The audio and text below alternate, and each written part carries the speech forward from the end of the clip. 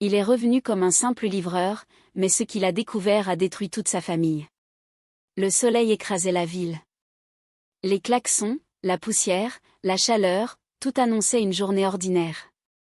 Au milieu de cette agitation, Sadio, vêtu comme un simple livreur, roulait sur une vieille moto fatiguée. Pour tous, il n'était qu'un pauvre travailleur. Mais personne ne savait que Sadio était en réalité le PDG d'un puissant groupe africain, milliardaire en secret. Il avait quitté son village 7 ans plus tôt, avec une seule promesse, sortir sa mère de la misère. Pendant toutes ces années, il envoyait de l'argent chaque mois à ses 2 frères, Ibrahima et Kali, convaincus qu'ils prendraient soin de leur mère. Ce jour-là, Sadio revint sans prévenir. Il s'arrêta devant une villa luxueuse, construite avec son argent. À peine arrivé, sa belle-sœur Awa l'insulta. « Et livreur ? Passe par derrière, tu salis l'entrée. » Sadio obéit, et entra par la cuisine. Ce qu'il vit lui brisa le cœur. Sa mère, âgée, maigre, tremblante, mangeait du riz froid, assise sur une chaise cassée, entourée de vaisselle sale. Pendant qu'à l'étage, Ibrahima et sa femme riaient, mangeant du homard avec leurs invités. Sa mère avait peur.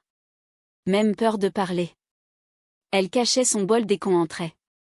Quand Sadio révéla enfin son identité, sa mère pleura. Mais ses frères, eux, le méprisèrent encore, croyant qu'il avait échoué dans la vie. Le lendemain, ils firent pire. Ils chassèrent leur propre mère, la mettant dans un taxi avec un vieux sac. C'est à ce moment-là que tout bascula. Sadio passa un simple appel. Les crédits furent bloqués. Les comptes gelés. Et une colonne de voitures de luxe arriva. Les hommes en costume s'inclinèrent.